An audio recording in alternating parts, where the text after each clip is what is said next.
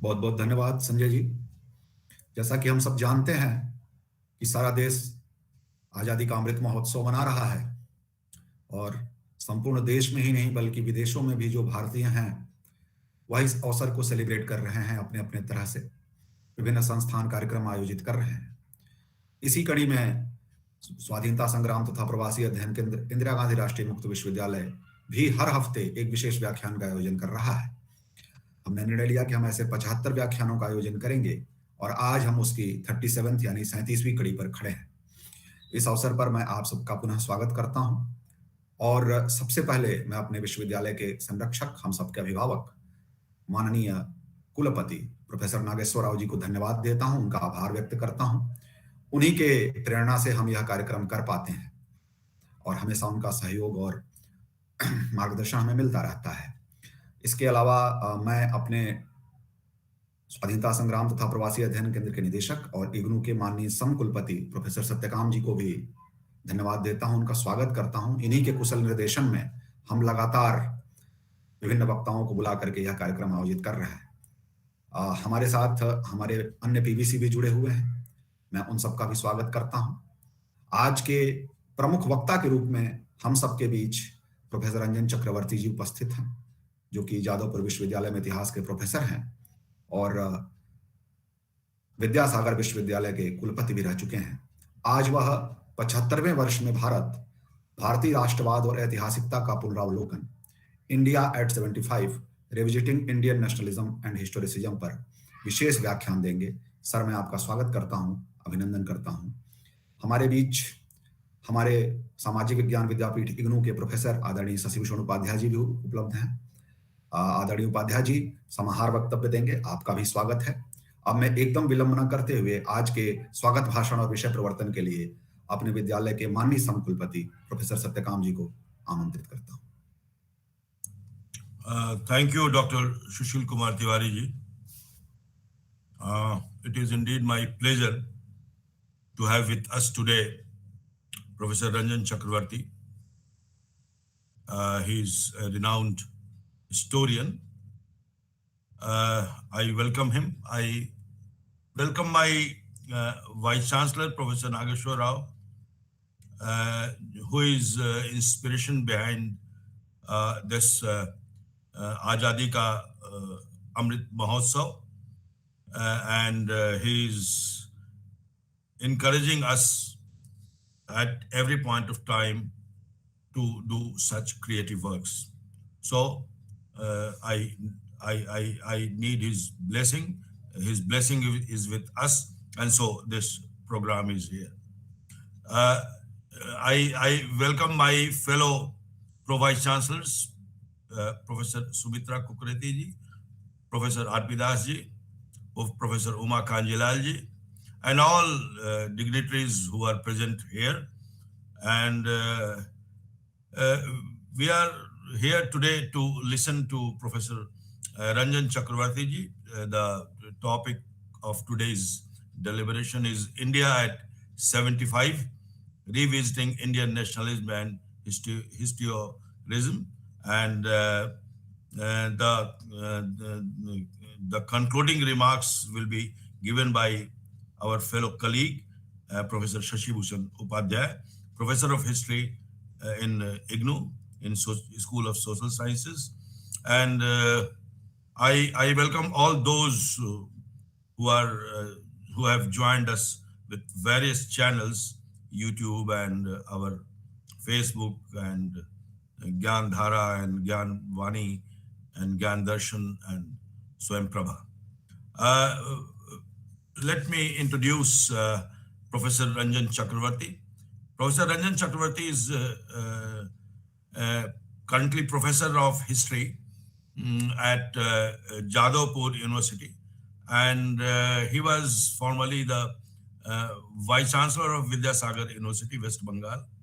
And he is a renowned historian who is teaching history at Jadavpur University, Kolkata. And he has also taught in Vishwa Bharati University, Shanti Niketan. He is also a Fulbright visiting professor at Brown University, and recipient of the prestigious Charles Wallace Fellowship at the School of Oriental and African Studies, University of London, and Alexander O. Vietor Memorial Fellowship at Brown University. Professor Chakravarti is an acclaimed historian with a keen interest in environmental history and related areas.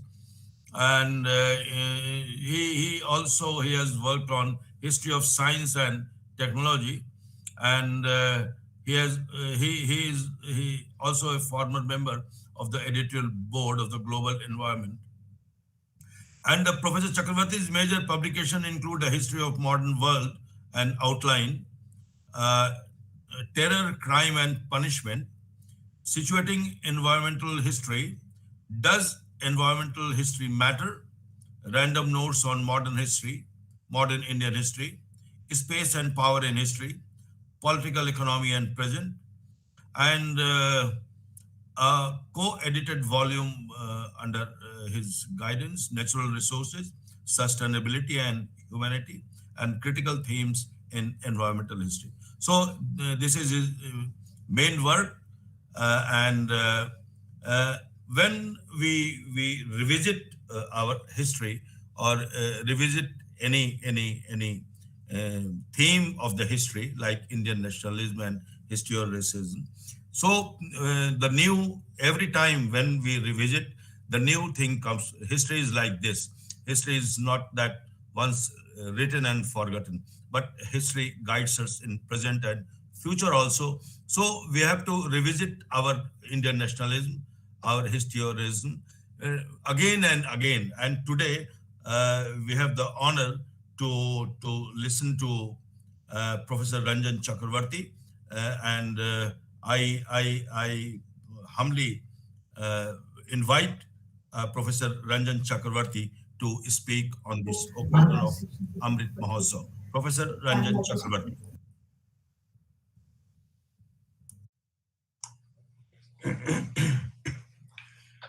Thank you very much indeed, Professor Shuttokam, for your kind introduction. Am I audible? Can you hear me? Okay. I do not know how much time you are going to allow me, but roughly speaking, I shall need about 40 minutes. No problem, sir. No. Yes, it is okay, sir. It is okay. Okay. Thank you very much.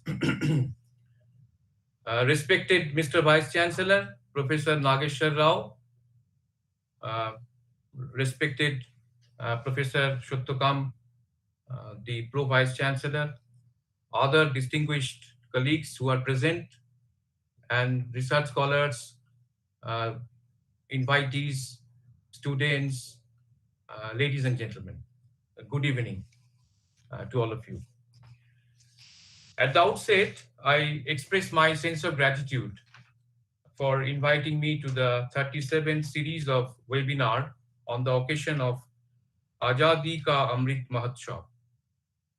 I would like to thank the Center for Freedom Struggle and Diaspora Studies for organizing this very interesting program today. My special thanks to Professor Shottokam, the Pro Vice Chancellor of Indira Gandhi National Open University, and the Director of the Center for inviting me and giving me this opportunity to speak before this learned audience. My talk this evening is specifically addressed to the question of historicism in India, particularly historicism as it developed, if it developed at all, in the pre-colonial era. It seeks to understand the linkages between nationalism and sense of history. Because without nationalism, uh, what we know as modern history does not exist. We are now standing on the threshold of a supposed new India. India at 75. After 75 years of Indian independence, it is high time to reassess and look back at the writing of Indian history, which appears to be somewhat handicapped by colonialism and subsequently by Marxism and other political intrusions. The deepest and the most damaging impact of colonial rule can be seen in the field of Indian historicism and historiography. Thus, at 75, we should reassess the lens, the particular tool through which we are doing our historical analysis.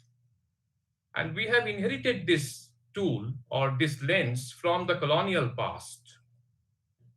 And there are other dominant historiographical trends in post-colonial India, including Marxism and postmodernism. We know that we have perhaps overdone Marxism while doing history. I give you one or two examples, a couple of examples. It was not necessary, for instance, to initiate a debate whether feudalism, a European category, existed in India or not, or whether Asiatic mode of production is a viable concept or not. We do not need uh, any European idea to investigate Indian agrarian structure. That is my point, but we have overdone it perhaps. We have opened the gate of a controversy which is taught even now in the classrooms, in the undergraduate and postgraduate classrooms, whether feudalism existed in India or not. Feudalism from above, feudalism from below. You may not require Marxian thesis to understand Indian history and see everything in terms of class struggle. Now, the question that I'm going to raise this evening is something like this. Can there be an Indian history from the Indian or indigenous perspective? Though I am not very sure if this particular phrase, indigenous history, can be used or not. Was there an Indian nationalism before the rise of British rule? Because if you talk about history, then scholars will start saying that then we should also ask the question whether there was an Indian nationalism before the rise of British rule. Was there an indigenous perception of history, which follows from this question relating to nationalism? So this is roughly the synoptic note of today's lecture. It will help you to understand my talk this evening. The domination of the West in history writing had been so strong that even the histories of Asia, Africa, or Latin America appeared to be simply extensions or mere sub-themes under the broad headings of European or American history. To illustrate this point, we may need to focus on world history or global history or the history of the modern world. Let us take a look quickly at the transitional shape of world history or global history. The concept of a modern world or world history or global history continued to change through the ages with the growth of geographic knowledge, advancement of technology, and the evolution of philosophy of history. Many of you are aware of this. But the gathering of geographic knowledge or voyages of exploration alone did not shape the concept of the modern world or its history. There were other deeper underlying forces like religion, race, reason, enlightenment, or socialism, which contributed to the constructions of the modern world at different points of history. There were various shifts and turns in this structure or in this concept, in this entire concept of the modern world. And these turns and shifts came up at different points of history. We come across a large variety of world history. Why I'm saying this concept of world history or modern world is somewhat remotely connected to the question I raised at the outset.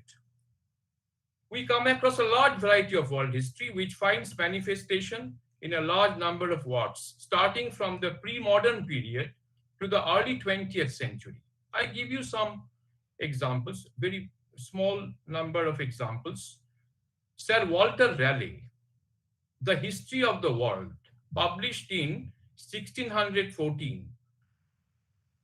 Karl Rotak, General History of the World, published in 1840. G.W.F. Hegel, Lectures on the Philosophy of History. John Fiske, The Unseen World and Other Essays, published in 1902. Edgar Sanderson, The World's History and Its Makers, published in 1902.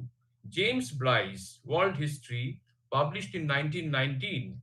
H.G. Wells, The Outline of History, published in 1920.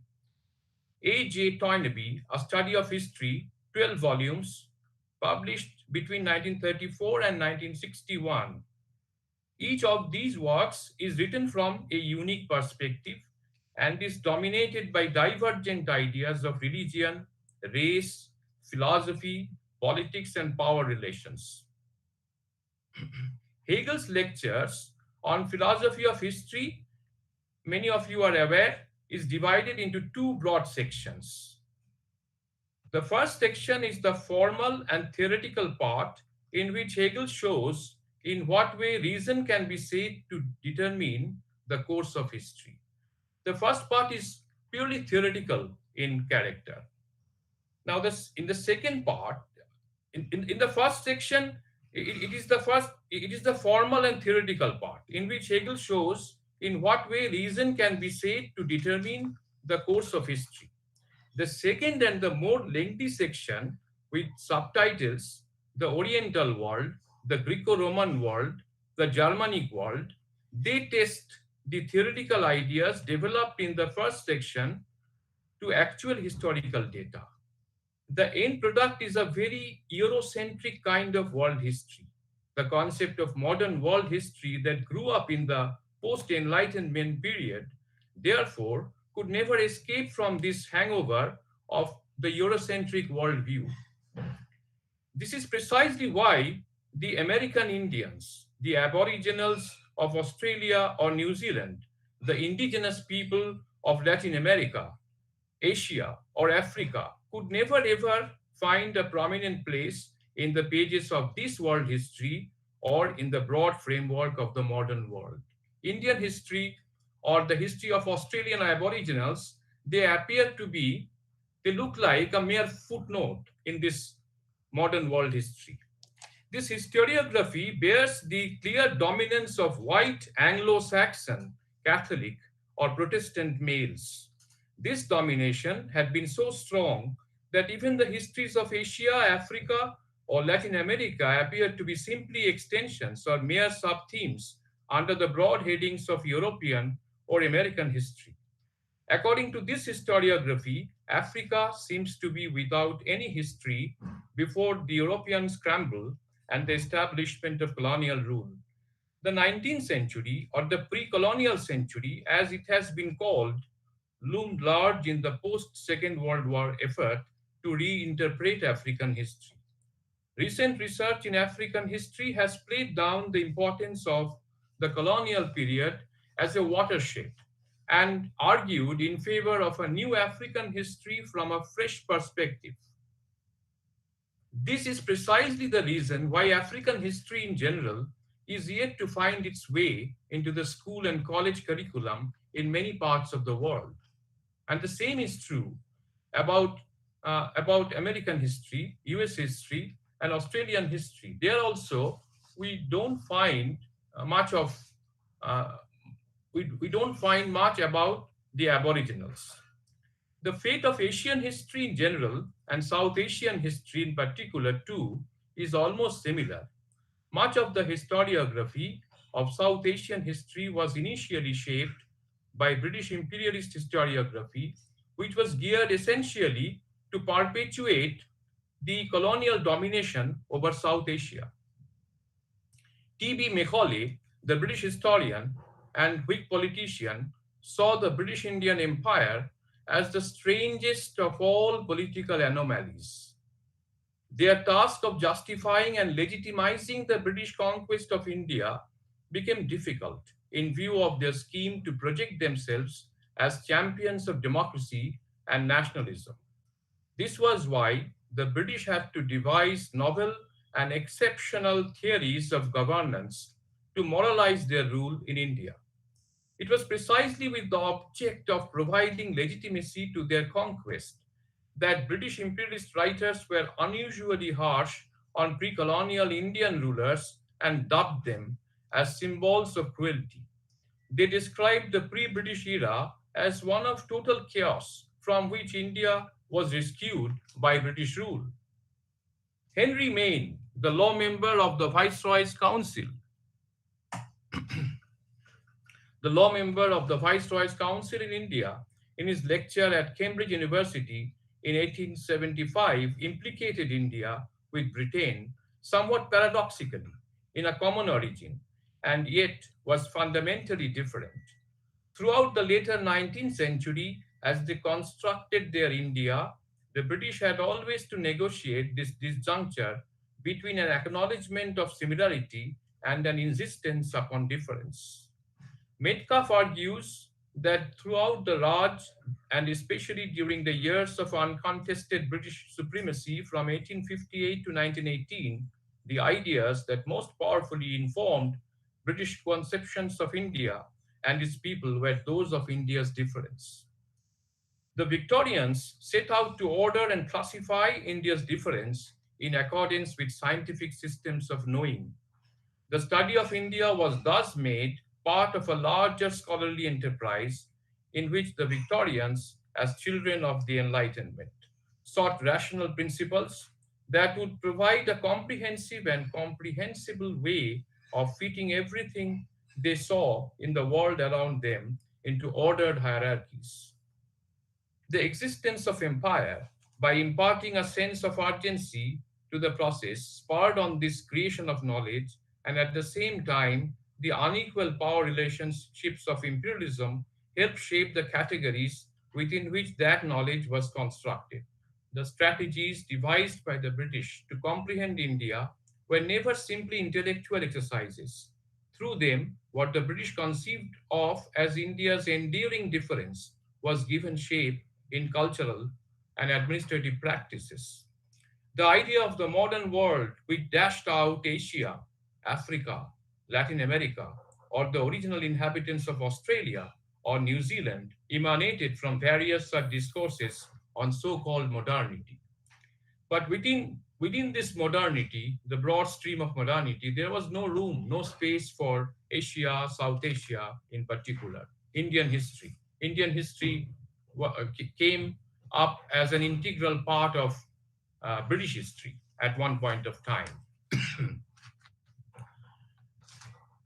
Modern Indian nationalism, we all agree, historians by and large agree, arose uh, as a response to colonialism.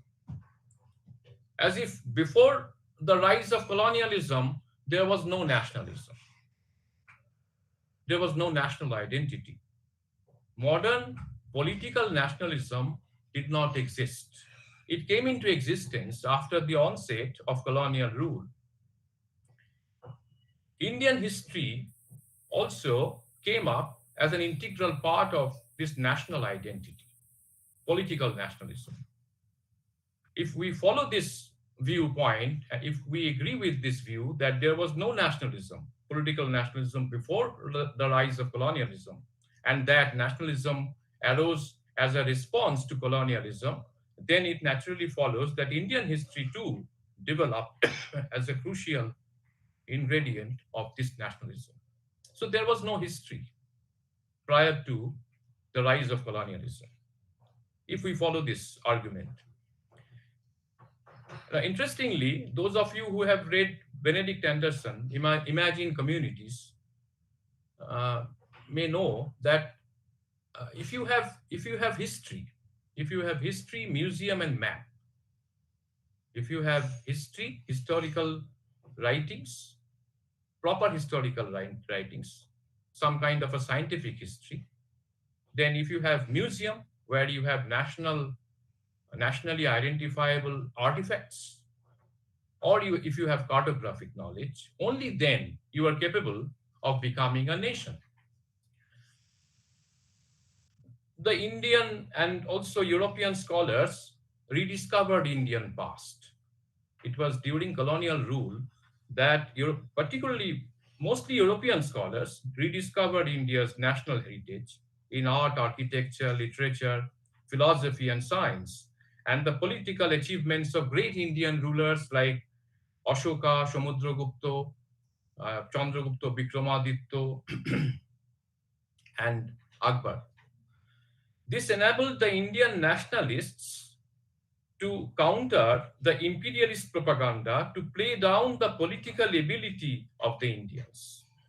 You know, I mentioned this earlier that Indian rulers, the pre colonial Indian rulers, were deliberately portrayed as cruel, as despotic.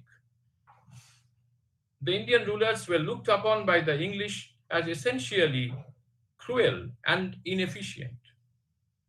The historical researches undertaken by William Jones, Max Muller, Ranade, Haraprasad Shastri, Bhandarkar, and others infused into the Indian mind a new self-confidence. As nationalism, as political nationalism started to roll, there was a new self-confidence in the minds and hearts of the Indian people. It also enabled the nationalist leaders to arouse the self-respect and national pride of the Indians and thereby neutralize the imperialist propaganda. The rediscovery of Indian history thus fostered the growth of national consciousness. This is the conventional history of the rise of Indian nationalism and also the rise of modern scientific historical research in South Asia.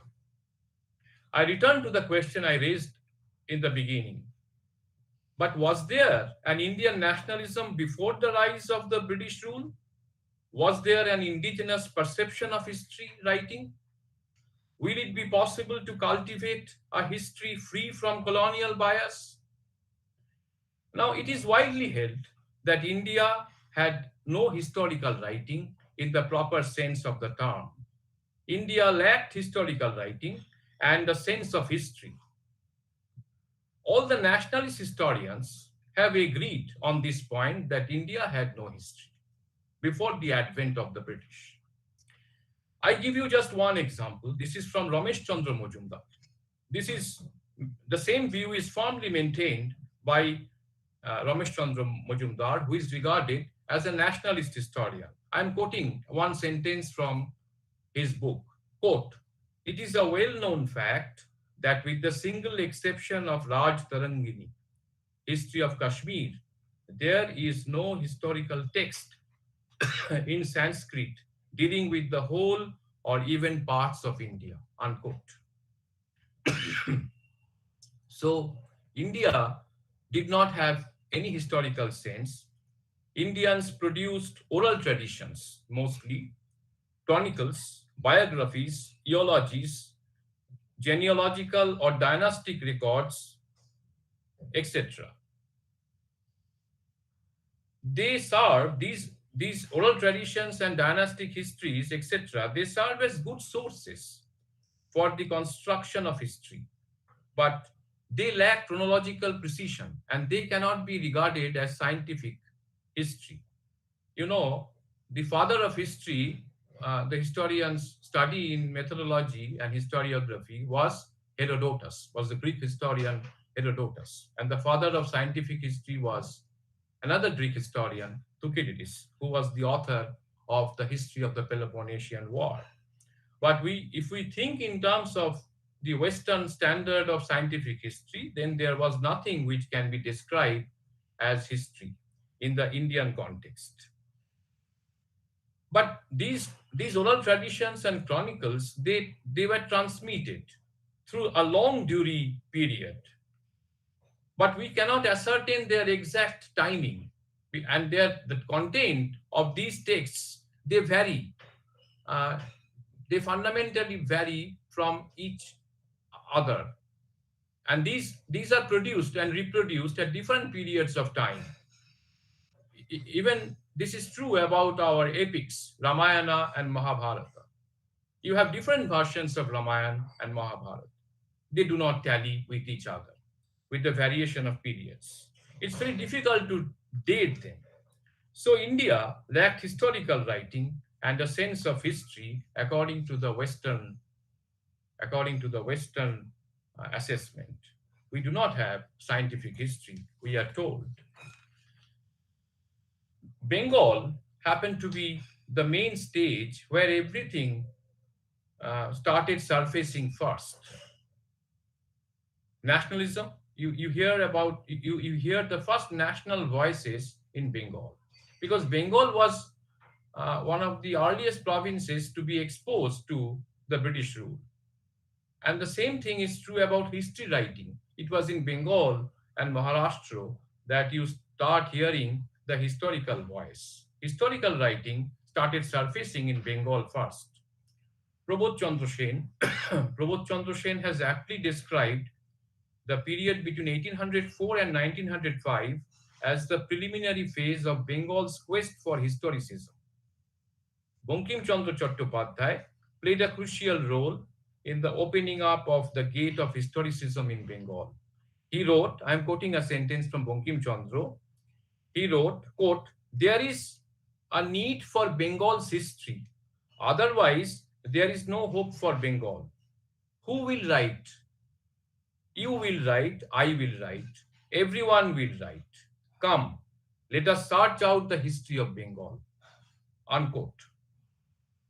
প্রথম শিক্ষা বাংলার ইতিহাস, a Bengali book with the title, I'm translating the title, A Preliminary Probe into the History of Bengal, written by Rajkrishna Mukhopadhyay and published in 1874, may be regarded as the first noteworthy textbook on the history of Bengal. However, it failed to satisfy the aspirations of men like Bankim Chandra. That is precisely why Bankim Chandra had to give such an urgent call for a united effort to explore and record the history of Bengal.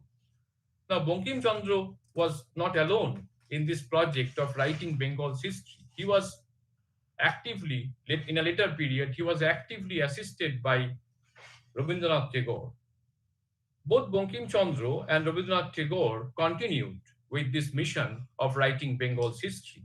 Sadhana, edited by Rabindranath Tagore, started publishing ancient copper plates on the one hand and articles on various interesting historical topics on the other.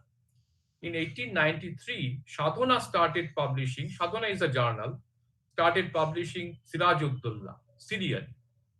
When the publication of Sadhana came to a halt, the serialization continued in Bharati.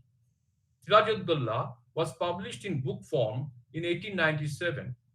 Rabindranath himself wrote a review article of the book in Bharati, wherein he commented, Bengali literature will remain ever grateful to him, Akhay Kumar Moitra, for emancipating the history of Bengal.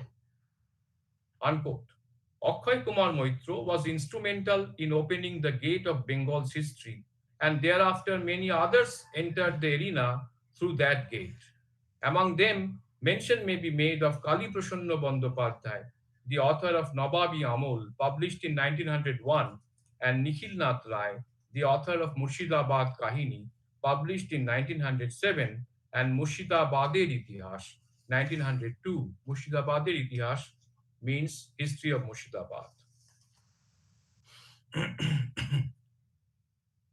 this this is the beginning of history writing in India, and I gave some examples from Bengal, but the same thing was happening in other parts of India at about the same time. Maybe Bengal was little ahead.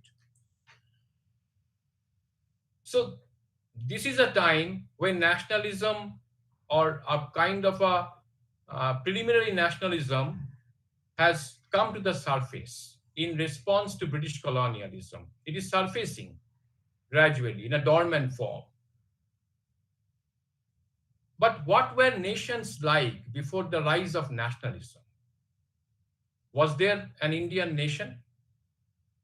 I'm returning to that question. To this, there is a flat answer. Many of you know this. There were no nations before nationalism. And this is coming from Max Weber. Simple, flat, simple reply. Can there be nations before the rise of political nationalism? The answer is flat no. There were no nations before nationalism. Max Weber seemed to come close to saying this, but he then spoke of communities of sentiments. He said that there can be no nations before nationalism. But having said this, he came up with a caveat. He said, he talked about communities of sentiment which preceded nations. Communities of sentiments can precede nations. A nation is born when it perceives itself as such. When people start thinking that they belong to a nation, it's an imagined community, that, as Benedict Anderson showed in 1983. A nation is born when people perceive themselves as a nation. For all the objective factors that may assist it in this self-perception, this is in the last resort a mental process. This is a history of mentality, a structure of mentality. Its roots are to be found in the history of mentality. Modern nationalism was born out of civil society. Civil society, a society of individuals which runs implicitly counter to dissent groups, was the product of intellectual and political transformation of the Atlantic world in the 17th and 18th centuries. The American Revolution, to give a specific, concrete example. Nationalism, civil society, and the sovereignty of the people are but manifestations of the same process. A modern intellectual and political development that extended from Western Europe outwards to the Americas and the Indian Ocean. The emergence of the modern world has therefore to be viewed in terms of history of a mentality. Nationalism has then a prehistory, a history of sentiment. Nationalism is preceded by emotions and sentiments spanning an extended period of time. So this is a felt community. Max Weber is talking about, by communities of sentiment, he's actually meaning the existence of a felt community, which Weber called the community of sentiment. It was earlier referred to by Hegel, G.W.F. Hegel, by the ancient term nation, which at one time was interchangeable with race or tribe or community. A tribe can be described as a nation, but this description of a tribe as a nation is in cultural terms, as Hegel did. Nations, I'm quoting Hegel, just one sentence, quote, nations may have had a long history before they finally reached the destination, that of forming themselves into states, unquote. For Benedict Anderson, Imagine Communities, published in 1983, the modern nation is an artifact, an imagined political community. The institution that fostered it was print capitalism. Very briefly, I touch upon this print capitalism.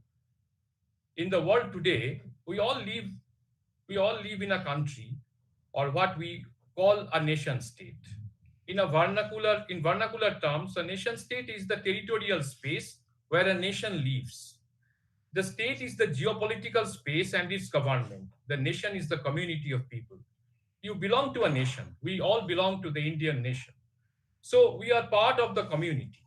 But have you met everyone in this community? Do you think it's likely that you will meet everyone in your country in your lifetime? Probably not. So, what makes you part of the same community if you will never meet each other? Perhaps it is just the fact that you imagine it. This is the idea behind the imagined community, a term defined in 1983 by historian Benedict Anderson, one of the most influential scholars to tackle the concept of national identity. According to Anderson, the nation exists because people believe it exists. Of course, the obvious question is this: how in the world did this happen? How did strangers suddenly decide that they were part of the same community? Anderson has an answer for that too, and it all has to do with printing. The rise of the printing industry in Europe, and with the effort of Johannes Gutenberg, you have printing presses, which used to print documents very fast. You have the vernacular Bibles. You know the history of European transformation. And what happened after one point, after the discovery of printing industry, and when printing industry became very viable, you find people in Europe not learning Latin anymore, but they are learning local languages, French, German, English, and different local languages. They started to publish newspapers. They started to publish newspapers, and people, the local newspapers were read by the people, by the local people, and the local people, they started developing some kind of an identity. They imagined that they belong to a community, and they begin to picture themselves as a community, and finally they came to imagine that they belong to a nation. That is how nationalism in Europe started flowering. This, according to Anderson, is the root of the nation state. Print media, particularly newspapers, was the foundation that allowed people to start seeing themselves as a unified nation. Benedict Anderson calls this entire idea print capitalism. This entire idea, how finally there was a switchover, how the people of a particular geographic space started thinking that we belong to a nation, the same nation. We are co-citizens. And this process, Benedict Anderson has described as print capitalism. In a sense, it was the economic response to the printing revolution that fostered print languages and then built imagined communities around them. There are various other explanations. I'm not going into the detail. I'll take another 3-4 minutes to wrap up. But there is another influential book. This is by Ernest Gellner, apart from Benedict Anderson, Nations and Nationalism, published in 1983. From another angle, it finds the critical factor in the uniform school syllabi which modern educational systems propagate through standardized languages. School education, formal education, structured education system also helps to develop national identities. Nationalism, by and large, is a continuous process of experiment.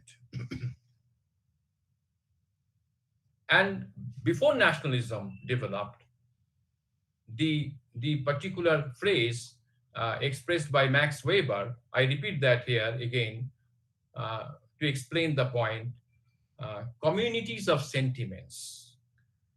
If you have communities of sentiments, people, community, a community conscious about their sentiments, about their identity, this is a kind of a prehistory of nationalism. Nationalism has a prehistory, and this prehistory is emotional history mostly. And this is where you hear about the term patriotism. Patriotism, it can coexist with political nationalism, but patriotism is an ancient term. It is in use, it is in circulation for a long time. So the sphere in which Weber located the community of sentiment is culture. When we talk about communities of sentiment, or when we talk about prehistory of nationalism, we are actually talking in cultural terms. When a cultural community assumes definite shape in a state, it becomes, in his perception, a nation. Henceforth, its sphere, by contrast, is politics. Prior to the rise of political nationalism, how does one describe these earlier and not so publicized emotions? The European vocabulary had developed a word from Latin long before the democratic nationalist revolutions in America and France. The word is patriotism. A patriot was defined in Johnson's dictionary as one whose ruling passion is the love of his country. Janani Janmabhumischo Shargadopi Gariyashi. This is a Sanskrit sentence. It means, I'm translating it into English, it means the mother and the motherland two are greater than heaven. I give you examples. Robert Clive resorted to an ingenious use of the term patriot when he sought to persuade the banker Jagod Sheth to arrange a peace meeting between Sirajuddaulah and the English. You know, Jagod Sheth was one of the conspirators along with Mir Jafar and others. And Robert Clive was trying to convince Jagod Sheth, the banker, to arrange a meeting between the English and Sirajuddaulah. And while he was discussing the point with Jagod Sheth, he said, I'm quoting Robert Clive, in so doing, Robert Clive is saying this to Jagod Sheth. In so doing, you will get the name of a patriot and prevent the country from being made a scene of ruin and plunder. Unquote. Jagat Sheth is remembered by the Indians and particularly the Bengalis as a kind of a traitor. But Robert Clive is saying that if Jagat Sheth can arrange a meeting between the English and Sirajuddaulah, then he will do a great service to his nation and thereby save his nation, save his country from bloodshed. And he will be remembered as a patriot. Sirajuddaullah's notion of the love for his land was altogether different. It's very simple. He could understand and he could define the contest between our people and their people. And according to Sirajuddaulah, I'm quoting Sirajuddaulah, I will expel them, I will expel the British totally out of my country. Then patriotism, the definition of patriotism is very flexible. Patriotism, a patriot is someone who loves his motherland or fatherland, whichever gender you put it. And the same patriotism we can find during the 5th century BC in the Greek city-states of Athens and Sparta. Those of you who are familiar with the history of Greece will be able to recollect. So the term Indian nation, I'm coming to the conclusion. The term Indian nation was a foreign coinage, theoretically.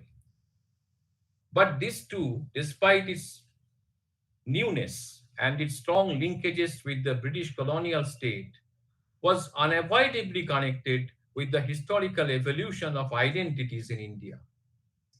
Colonialism and nationalism were linked political phenomena. In the 19th and 20th centuries, Asia and Africa. But nations in the older ethnic and cultural sense of the term had existed long before the political phenomena of nationalism. What I'm trying to say in conclusion is this, that there was an existence of or awareness of India, Bharat Barsha, some kind of a cultural identity. This is some kind of a cultural identity. It may not be political nationalism. And regarding history, we have genealogy, we have dynastic history, we have chronicles, we have oral traditions. The oral traditions may be slightly tricky. It may be difficult for us to determine the exact chronology or timing, and they may be contradictory to each other. But community of sentiments, it certainly existed. It may not be political nationalism in the modern sense, but it is cultural nationalism. And we may have a perception of history as well. It is not correct to say that Indians had no sense of history. India's sense of history certainly circulated in different oral traditions and genealogies, dynastic histories, and chronicles. And we have historical texts as well, like Raj Tarangini. But this history practiced or nurtured by the Indians may be of a different nature. It may not tally with the Western perception of history. It may not tally with the white perception of history as cultivated by the white Anglo-Saxon Protestants. The Europeans saw that there is no industrialization. In India, India is not industrial, it is pre-industrial. There is no full-blood capitalism in India. There is no middle class in the European sense of the term. Therefore, India has no history. India has no historical sense. India mostly depended, as you may be aware, in ancient times and in medieval times on oral tradition. Much of rural India, knowledge circulated through oral traditions.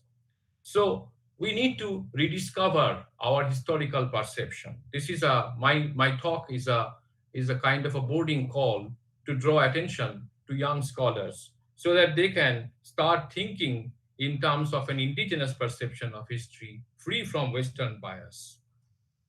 We need to explore history, Indian perception of history, and sense of indigenous history, whether indigenous history is possible and whether it existed, and whether it is possible to rummage those information from the ethnic or cultural sense or the pre-colonial context. It may be different from Western historiography, but India may have a kind of an indigenous history, a different perception of history. India did not have middle class. India did not have industrialization at that point of time, but still it is possible to nurture, it was possible to nurture a kind of a historian's craft. It may be different from the West, but it does not matter. The young historians should try and explore this. I stop here. Thank you very much for your patience. Thank you so much, Professor Ranjan Chakravarti. It was really nice to listen to you, and it was a thought-provoking lecture. And you rightly pointed out that we need to learn how we discover our historicism and our nationalism. And the conclusion was very important, that there was an existence or awareness of Bharat much before the European conquest or much before the colonialism. And that is some kind of cultural identity based nationalism. So thank you so much for this. Now for the concluding remarks of today, I will invite Professor Sashibhushan Upadhyay ji. Thank you, Dr. Tiwari. Professor Chakravarti has given a very thought-provoking lecture, extremely well presented and covering a lot of ground, which is very pertinent to our present as well as for the further research in our universities. It has been very important in the sense that he joined these two phenomenon, intellectual phenomenon. One was historicism and another was nationalism. We tend to think that nationalism is a kind of concrete thing, something objectively given. But by joining these two, he also implicitly pointed out that nationalism, as much as historicism, has been a constructed intellectual phenomena. It's not something given.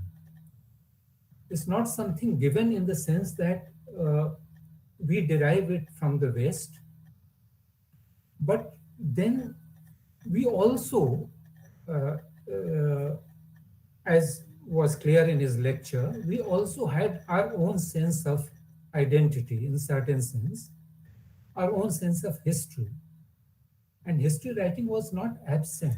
The entire Indo-Persian texts, not only Indo-Persian texts, those are very voluminous texts which are proper history writing. But apart from that, we have these Puranic traditions, which are genealogical, but they have also a sense of history. Because the sense of history consists in the sense of change. And these Puranic traditions do pose a kind of sense of change also. Besides that, we also have many local kinds of histories which now are being attention to what we call vernacular histories in pre-colonial times, like in Assam, Odisha, even in South, in Maharashtra. In all these regions, we have local historical traditions which have been very strong, which have not been what we call scientific history in today's sense, but they have been proper histories in the sense of pre-modern histories in Europe.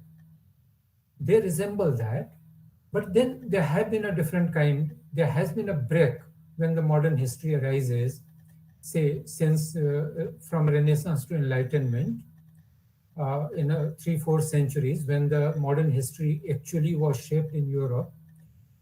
But before that, all histories, either in what is called West or in the East or in Africa, there were certain similarities.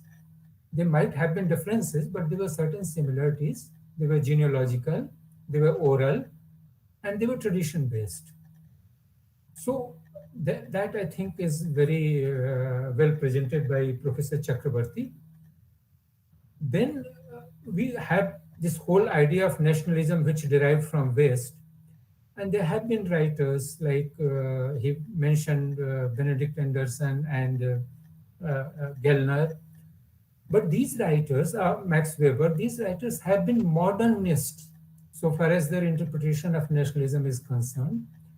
But there have been other writers also, particularly represented by Anthony Smith, who are what we call non-modernist writers, primordialists, what is called.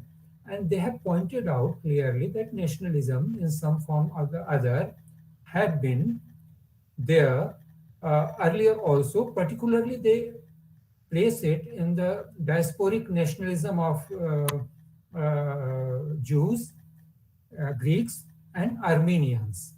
These are pre-modern kind of nationalism, what we call diasporic nationalism also, the earliest diasporic nationalisms, where we find a certain idea. It's not only patriotism, because there was no land there to defend, because patriotism is related with territoriality.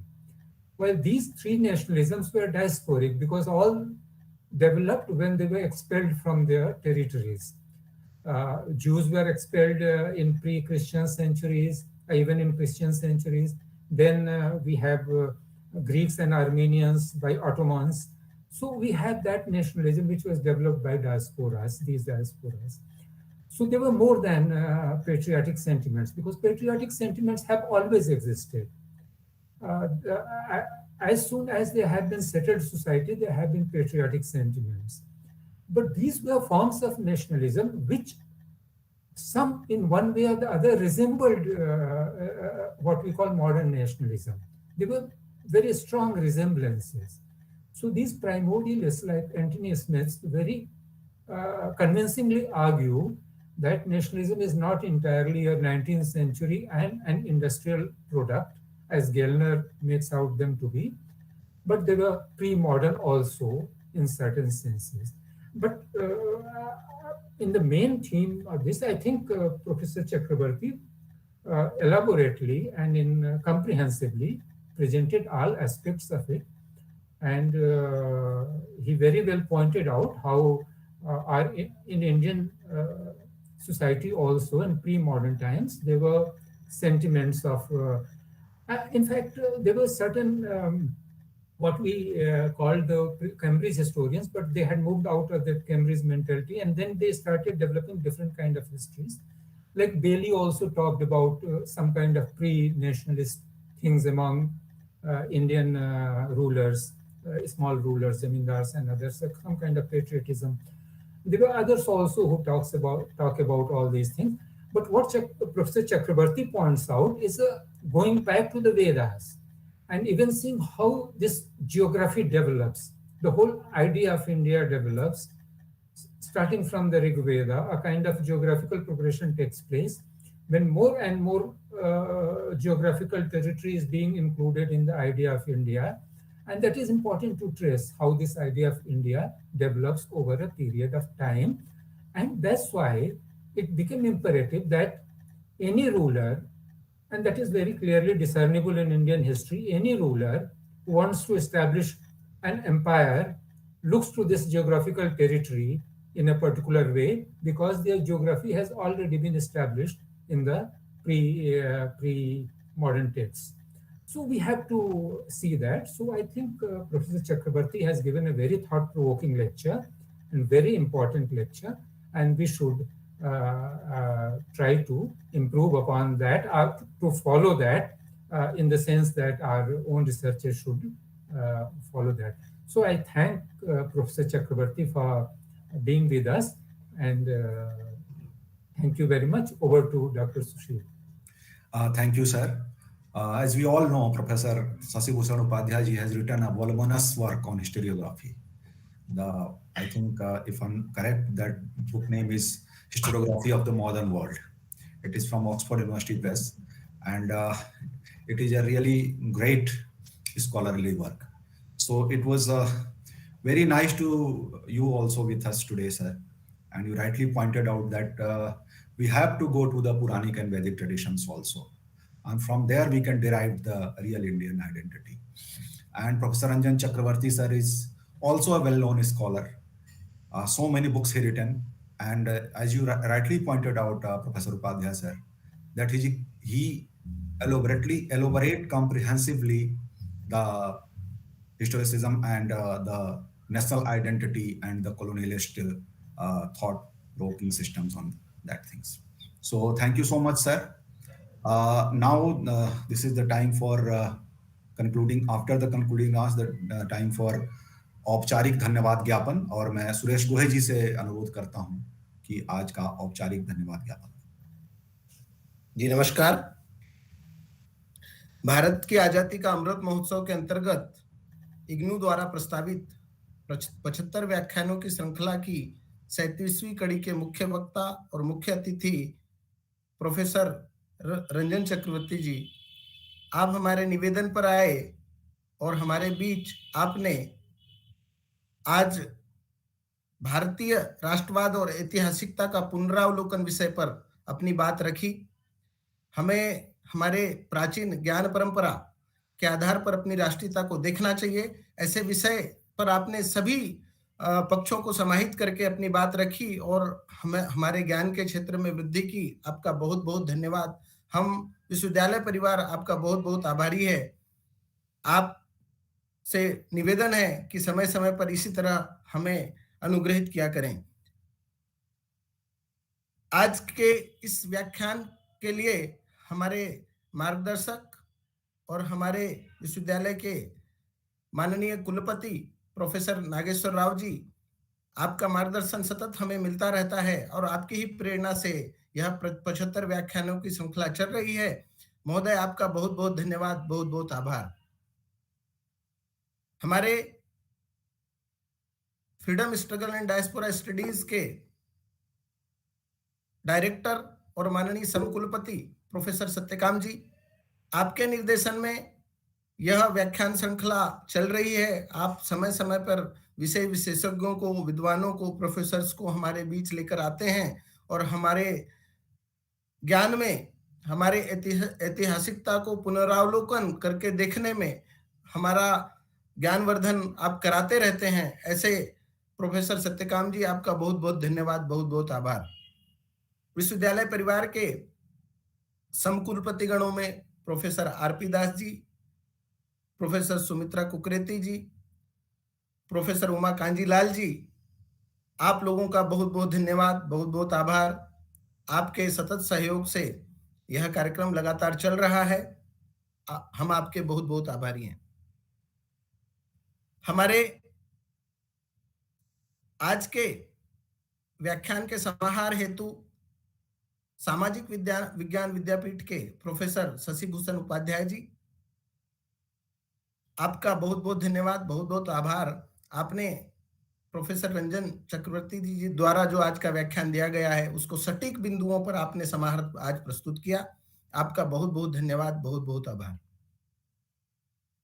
विश्वविद्यालय के अन्य विद्यापीठों एवं इकाइयों के निदेशकगण, क्षेत्रीय केंद्रों के निदेशक महोदयगण और विश्वविद्यालय परिवार के सभी प्रोफेसर गण, आपका बहुत बहुत आभार, बहुत बहुत धन्यवाद। आज के कार्यक्रम में आपने सहभागिता की, बहुत बहुत धन्यवाद, बहुत बहुत आभार। विश्वविद्यालय परिवार के कुल सचिव महोदय, उपकुल सचिव, सहायक कुल सचिव और सभी विश्वविद्यालय परिवार के सदस्य जो भी इस आभासी माध्यम से जुड़े हैं, सबका बहुत बहुत धन्यवाद, बहुत बहुत आभार। आज के कार्यक्रम को ज्ञान दर्शन, यूट्यूब, फेसबुक पर प्रसारित करने वाली टीम का बहुत बहुत धन्यवाद, बहुत बहुत आभार। Freedom struggle and diaspora studies centre के सभी कर्मचारीगण, सबका बहुत बहुत धन्यवाद, बहुत बहुत आभार। इस कार्यक्रम के संचालन में तकनीकी टीम के संजय जी और उनकी टीम को बहुत बहुत धन्यवाद, बहुत बहुत आभार। आज के कार्यक्रम को संचालन करने के लिए सुमधुर वाणी के साथ डॉक्टर सुशील तिवारी जी का बहुत बहुत धन्यवाद, बहुत बहुत आभार। नमस्कार। धन्यवाद डॉक्टर सुरेश गोहे जी। Professor Ranjan Chakravarti sir, there is a small request on the behalf of IGNOU and on the behalf of Center for Freedom, Struggle and Diaspora Studies. Actually, we are planning to publish all these lectures in a book form. So if you can please provide us the written format of your paper. You can take your time. I will personally connect with you through email and through mobile and through your residential phones. But you please take care and please provide us. This is a very humble request on behalf of Center. And thank you so much for coming, sir. आशा है आगे भी हम बुलाएंगे तो आप जरूर आएंगे। Thank you. So अब हमेशा की तरह हम कार्यक्रम के अंतिम चरण में पहुंच चुके हैं और कार्यक्रम का समापन हम राष्ट्रगान से करते हैं। तो आप सबसे मेरा विनम्र अनुरोध है कि राष्ट्रगान के सम्मान में अपने स्थान पर खड़े हो जाएं और संजय जी से अनुरोध है कि राष्ट्रगान का संचालन करें।